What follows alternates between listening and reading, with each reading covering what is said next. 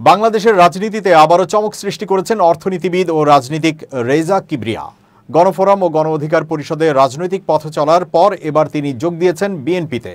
আসন্ন ত্রয়োদশ জাতীয় সংসদ নির্বাচনে হবিগঞ্জ ১ আসন থেকে ধানের শীষ প্রতীকে প্রার্থী হওয়ার সম্ভাবনার কথা জানিয়েছেন তিনি। বুধবার যুগান্তরকে বিষয়টি নিশ্চিত করেছে রেজা কিবরিয়া।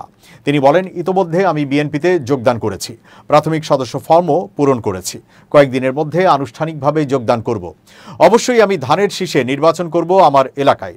২০১৮ সালের নির্বাচনেও ঐক্যফ্রন্টের প্রার্থী হিসেবে হবিগঞ্জ ১ থেকে ধানের শীষে নির্বাচন করেছি। অবশ্য এ বিষয়ে বিএনপির একাধিক কেন্দ্রীয় নেতার কাছে জানতে চাইলে তারা কিছু জানেন না বলে জানিয়েছেন। ২০১৮ সালের একাদশ জাতীয় সংসদ নির্বাচনের কিছুদিন আগে গণফোরামে যোগ দেন রেজা কিবরিয়া। দলটির সাধারণ সম্পাদকের দায়িত্ব পালন করেন। ঐক্যফ্রন্টের ব্যানার থেকে একাদশ জাতীয় নির্বাচনে ধানের শীষ প্রতীক নিয়ে নির্বাচনও করেন। পরে সাবেক ডাকসু ভিপি নূরের নেতৃত্বে গণ অধিকার পরিষদে যোগ দিয়ে আহ্বায়ক হন। কিছুদিন পর ব্যক্তিগত কারণ দেখিয়ে ডক্টর কিবরিয়া কিছুটা নিজেকে গুটিয়ে নেন রাজনীতি থেকে। পরে গণ অধিকার পরিষদ ২ গ্রুপে ভাগ হয়ে যায়। আম জনতার দলের প্রতিষ্ঠাতা আহ্বায়ক হন রেজা কিবরিয়া। পরে তিনি রাজনীতিতে সক্রিয় ছিলেন না, কোনো দলের সঙ্গেও সম্পৃক্ত হননি।